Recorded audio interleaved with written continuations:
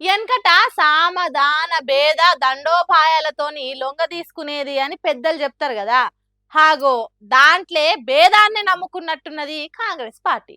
సర్కారు చేసిన మంచి పనులు ఏం లేవు, జనానికి వేసే మేలేం లేదు. నోరు మంచిదైతే ఊరంతా మంచిదైతుంది అన్నట్టు సీఎం నోరు తెరిస్తే బూతులే వస్తాయి. అట్లా కూడా ఓట్లు పడేటట్టు లేవు. మరి జూబ్లీహిల్స్ ఎన్నికలలో ఎట్లా గెలవాలి? పైసలు ఎగజల్లుడు ఒక్కటే గతి అన్నట్టు కోట్ల కోట్లు కొంపలలా పెట్టుకొని ఓటర్లను మాయ చేయాలని చూస్తున్నారట. ఓ కాంగ్రెస్ లీడర్ ఇంట్లో కట్టల కట్టలు పెట్టల నిండి ఉన్నాయని ఎట్లా తెలిసిందో బీఆర్ఎస్ పార్టీలకు గులాబీ దండు చీమల దండు తీరుగా ఆ కాంగ్రెస్ లీడర్ ఇంటి మీదకి వచ్చింది. ఎలక్షన్ కమిషన్ పైసలు సీజ్ చేయాలని లొల్లికి దిగింది.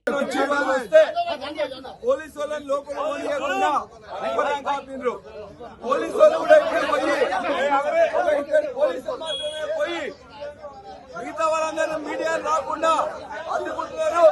ఇవాళ పొద్దునాగే టీఆర్ఎస్ నాయకులు మరి జనార్దన్ రెడ్డి ఎక్స్ఎమ్మెల్యే మీద, అదే విధంగా ఇతర ఎమ్మెల్సీలు రవీంద్రరావు మీద కూడా ఇవాళ దాడి చేసిండ్రు. మరి అప్పుడు మీడియాలో చేసిండ్రు, ఇక్కడ ఎందుకు మీడియాలో చేయాలని చెప్పేసి అడుగుతున్నాం. ఖచ్చితంగా మీడియాను ఎంత గేట్ ఉన్నది వాళ్ళు పెట్టిన వాళ్ళకి ఇన్ఫర్మేషన్ సెంట్రల్ ఏజెన్సీస్ కి ఏదైతే ఇన్ఫర్మేషన్ ఉందో ఇక్కడ పోలీస్ కుమ్మక్కై ఇక్కడ ఉన్న మీడియా రానియట్లేదు. ఖచ్చితంగా ఇవాళ మీడియాను వెంటనే రానియాలని చెప్పేసి న్యాయం జరగాలని చెప్పి మేము కోరుతున్నాం. మీడియాని రాణిస్తలేరట, పోలీసులు బీఆర్ఎస్ పార్టీలను లోపలికి ఓనిస్తలేరట. అన్ని తీర్ల డిపార్ట్మెంట్లు కుమ్మక్కయి 11వ తారీఖున జరిగే ఓటింగ్ కు పొట్టు పొట్టు పైసలు వంచబోతున్నారట. ఇగో గిది ప్రజాప్రభుత్వం, ఇగో గిది రాజ్యాంగబద్ధంగా నడిచే సర్కార్. జూబ్లీహిల్స్ నియోజకవర్గంలో ఉన్న ఎర్రగడ్డ డివిజన్ ప్రేమ్ నగర్ ఏరియాలో జరిగింది లొల్లి. కాంగ్రెస్ పైసలు వంచడానికి ఒక్క ఏరియాలే కాదు, ఓ 10-15 జాగాలలో బ్యాగులు నింపుకొని తయారుగా ఉన్నదట. ఇట్లా కూడా జనం పైసలు తీసుకొని ఓట్లు వేయాలనుకుంటే రిగ్గింగ్ చేసి ఓటింగ్ కు రానోళ్ళ ఓటు కాంగ్రెస్ పార్టీ వాళ్ళే వేసుకొని గెలవాలనే చక్కని ప్లానింగ్ లో కూడా ఉన్నారట.